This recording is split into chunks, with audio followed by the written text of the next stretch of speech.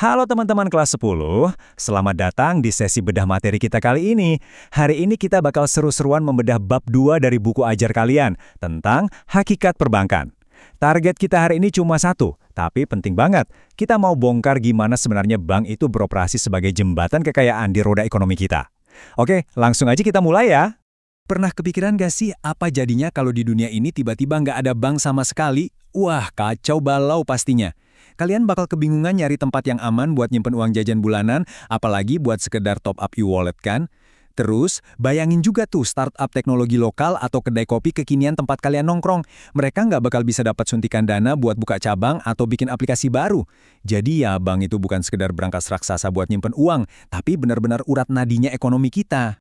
Nah, biar belajarnya lebih gampang dan terarah, ini 5 poin utama yang bakal kita obrolin hari ini. Mulai dari mengenal sistem keuangan, bank sebagai perantara utama, rahasia penciptaan uang, mengatasi perbedaan waktu likuiditas, sampai peran vital penggerak ekonomi. Yuk, kita kupas satu-satu. Kita masuk ke bagian pertama dulu ya, mengenal sistem keuangan kita. Di sini, kita bakal kenalan sama dua aktor utama yang bikin roda ekonomi terus berputar. Sebenarnya, sistem keuangan itu ibarat jalan tol buat uang. Ceritanya berpusat di interaksi dua kelompok di masyarakat. Mereka yang lagi punya uang lebih, dan mereka yang lagi butuh banget dana. Uang dari pihak yang punya kelebihan ini nggak cuma tidur diam di bawah kasur, teman-teman. Uang itu bakal mengalir terus, nyebrang lewat perantara buat biayain kebutuhan kelompok yang lain. Mengalir persis kayak air. Biar gampang ngebayanginnya, kita pakai istilah dari buku ya. Ada yang namanya unit ekonomi surplus. Ini simpelnya adalah kalian yang rajin nabung sisa uang jajan atau orang tua kalian yang nyisihin gajinya tiap bulan. Nah, kebalikannya adalah unit ekonomi defisit. Mereka ini pihak yang lagi butuh suntikan dana. Contohnya siapa? Bisa keluarga yang butuh KPR buat beli rumah impian, atau kreator muda yang lagi butuh modal awal buat ngebangun brand baju lokalnya. Lanjut ke bagian 2. Nah, disinilah pahlawan kita muncul, bank sebagai perantara utama. Atau gampangnya, kita sebut aja sang mak comblang finansial. Mulai sekarang, coba deh buang jauh-jauh bayangan kalau bank itu cuma gedung kaku yang isinya loket dan satpam. Bank itu justru mak comblang yang sibuk banget ngejodohin dua aktor yang baru aja kita bahas. Masalahnya, keinginan dua pihak ini benar-benar bentrok. Di satu sisi, ada si penabung yang pengennya dapat bunga setinggi mungkin dan uangnya dijamin aman 100%. Tapi di sisi lain, si peminjam maunya dapat bunga cicilan semurah mungkin dengan syarat segampang-gampangnya. Bertolak belakang banget kan? Ini masalah besar loh di pasar yang harus diselesaiin. Disinilah kejeniusan sistem bank bekerja. Karena orang biasa kayak kita nggak punya waktu buat ngecek latar belakang dan nanggung risiko pinjemin uang ke orang asing, bank yang ngambil alih semua pusingnya.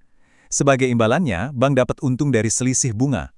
Jadi, bunga yang mereka tagih ke peminjam itu sedikit lebih tinggi daripada bunga yang mereka kasih ke kalian para penabung. Selisih inilah yang kita sebut sebagai keuntungan margin bank. Masuk akal kan? Oke, siap-siap. Kita masuk ke bagian ketiga, rahasia penciptaan uang bank. Ini adalah sisi keajaiban finansial perbankan yang jarang disadari banyak orang. Ini mungkin fakta makroekonomi yang paling bikin takjub di buku kalian. Bank itu benar-benar punya kemampuan menciptakan uang. Kedengarannya kayak sihir, tapi prosesnya super logis. Pertama, bank setuju ngasih pinjaman ke nasabah. Kedua, bank nggak ngasih koper fisik isi uang tunai. Mereka cukup ngetik angka nominal pinjamannya ke rekening si nasabah di sistem komputer. Begitu saldo di aplikasi m-banking nasabah itu nambah, boom, langkah ketiga terjadi. Uang baru resmi beredar dan bisa dipakai transaksi di ekonomi kita. Keren ya? Tapi tunggu dulu. Jangan mikir bank bisa seenaknya ngetik angka dan nyetak uang tanpa batas. Kayak gitu konsepnya. Kekuatan super ini diawasi dengan luar biasa ketat oleh bank sentral kita, yaitu Bank Indonesia. Ada wasitnya nih yang ngatur kebijakan moneter. Tujuannya apa? Biar uang yang tercipta nggak berlebihan, yang ujung-ujungnya malah bikin inflasi parah. Jadi, stabilitas uang kalian tetap aman terkendali. Sekarang kita melangkah ke bagian keempat. Judulnya, mengatasi perbedaan waktu likuiditas. Terdengar akademis banget ya? Tapi tenang, ini cuma soal gimana bank menyelesaikan konflik waktu. Di buku ajar istilahnya asimetri dalam preferensi likuiditas. Ribet banget kan namanya? Tapi coba bayangin gini deh, sebagai penabung, kalian mungkin besok pagi butuh narik uang tunai di ATM buat kondisi darurat. Kalian butuh uang yang liquid atau gampang dicairin dalam jangka pendek. Tapi kebalikannya, sebuah pabrik yang pinjam uang miliaran nggak mungkin bisa balikin besok.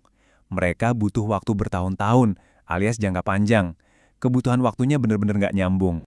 Di situasi inilah bank bertindak kayak shock breaker, alias peredam kejut yang sangat brilian. Bank menjembatani celah waktu ini. Prakteknya, walau uang di bank lagi dipinjemin ke pengusaha buat jangka panjang, yang mana nggak liquid, bank jago banget ngatur alur kas masuk dan keluarnya. Jadi, bank tetap bisa mastiin kalau besok pagi kalian mau narik uang, uangnya tetap ada. Si penabung puas, si peminjam jalan terus bisnisnya. Win-win solution.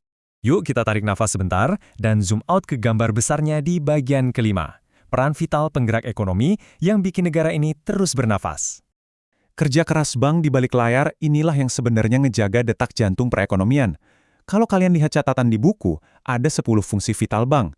Nggak cuma ngatur aliran dana atau penciptaan uang dan likuiditas yang tadi udah kita bahas loh. Mereka juga nekan risiko, ngebantu efisiensi skala ekonomi, sampai muter roda sistem pembayaran kita. Ingat tiap kalian scan QRS, pas jajan atau transfer antar bank? Nah, itu semua fasilitas bank. Bahkan, mereka juga jadi kepanjangan tangan negara untuk kebijakan moneter. Bank benar-benar ngelakuin jauh lebih banyak dari sekedar nyimpan saldo kalian. Dan coba deh kalian resapi statistik luar biasa dari buku ini. Ternyata sekitar 60-80% dari total produk domestik bruto, alias total ukuran ekonomi suatu negara, itu datang dari pengeluaran konsumsi dan investasi. Dan tebak apa yang menggerakkan dua hal itu? Ketersediaan kredit dari bank. Artinya, kuat atau loyonya ekonomi negara kita, sampai seberapa banyak lapangan kerja yang bakal kebuka buat kalian beberapa tahun lagi pas lulus, itu sangat bergantung pada mesin perbankan ini. Jadi, setelah kita ngobrolin hakikat dasar perbankan, ada satu pertanyaan penutup yang memancing rasa penasaran dari buku kalian. Di zaman yang serba cepat ini, dengan munculnya dompet digital, kripto, dan pinjol, fintech ada di mana-mana. Apakah bank tradisional kita sanggup terus beradaptasi dan ngejaga stabilitas ekonomi? Gimana menurut kalian? Wah, ini bakal jadi bahan diskusi yang seru banget buat dilanjutin di kelas. Terima kasih ya udah ngikutin sesi bedah materi kali ini. Tetap kritis, dan sampai jumpa di pembahasan seru berikutnya.